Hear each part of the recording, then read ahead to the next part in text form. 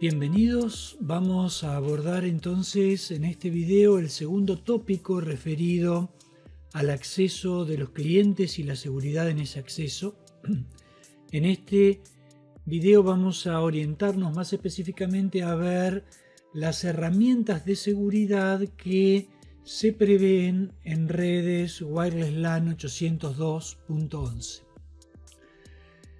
Si recuerdan, cuando analizamos los procedimientos de acceso al medio, la capa MAC de las redes 802.11, habíamos revisado los intercambios de tramas de gestión que realiza la terminal con respecto a los access points a fin de solicitar el acceso, autenticarse, etc.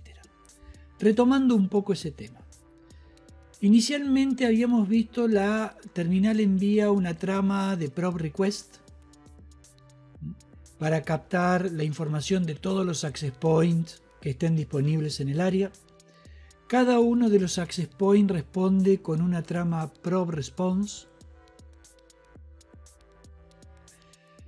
De esa manera el cliente recibe información de cada uno de los access points y de las redes, los servicios de conexión que cada uno de esos access points ofrece. Y es el access point el que elige cuál es la red a la cual ha de conectarse. En este caso, la terminal elige conectarse con el access point de la izquierda. En consecuencia, vamos a marcar, esto ha sido el primer paso de la secuencia. En consecuencia, lo que hace es mandar una trama de autenticación, de solicitud de autenticación, al access point A. El access point A, dijimos, contesta con una trama de autenticación, de confirmación de la autenticación directamente. Esto es el segundo paso. Y en tercer lugar, la terminal va a enviar una trama de solicitud de asociación al access point, recibiendo la confirmación por parte del access point. Una vez completado este tercer paso, la terminal queda asociada al access point y comienza el intercambio de información. Cuando vemos que está seleccionado como esquema de seguridad autenticación abierta o en inglés Open Authentication, es este el proceso que se realiza y no hay ningún mecanismo de seguridad adicional. Ahora bien, la primera opción de seguridad prevista por el estándar 802.11 es web. Web funciona de modo muy semejante. El primer paso,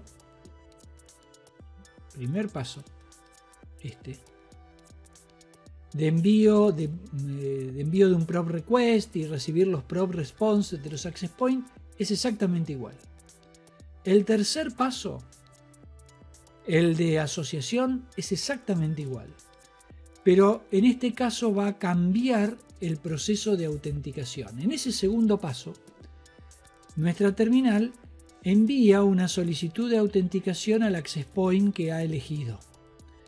Sigue siendo un authentication request igual al que se daba en el caso anterior. Pero en este caso, el access point tiene definido para esa wireless LAN utilizar un esquema de seguridad web.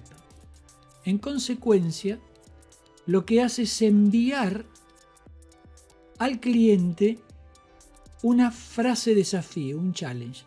En definitiva, le envía un texto plano pidiéndole que lo encripte. La terminal va a encriptar usando la llave que tiene configurada ese texto plano que recibió y le va a enviar la frase desafío, pero ahora cifrada. El access point, a su vez, va a recibir el texto cifrado. Vamos a ponerlo, texto cifrado. Tiene, porque él lo generó, el texto plano, lo cifra con su llave y obtiene un nuevo texto cifrado. Este texto cifrado que obtiene el access point lo compara con el que recibió del cliente. Si ambos son iguales, si hay coincidencia, esto significa que la llave de cifrado que tiene el cliente es la misma que la llave de cifrado que tiene configurada el access point. Si no, va a significar que no tiene la llave necesaria para poder asociarse. Con lo cual, si hay coincidencia, confirma la autenticación y ahí ya pasan al tercer paso, que es el paso de asociación. Web es un mecanismo, utiliza un mecanismo de llave simétrica.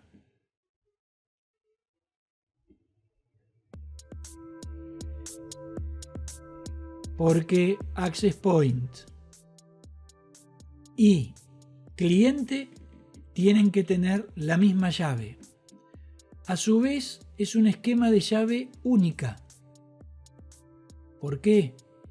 Porque tiene una sola llave para cualquier cliente que quiera conectarse y siempre será la misma y única llave. Web significa Wired Equivalent Protocol. En realidad es el modelo original de seguridad para redes 802.11 y fue diseñado para darle una cierta limitación a la red inalámbrica semejante, por eso el Wired Equivalent, semejante a la que tiene una red cableada. La idea de esto es limitar la conexión a aquellos que comparten la llave.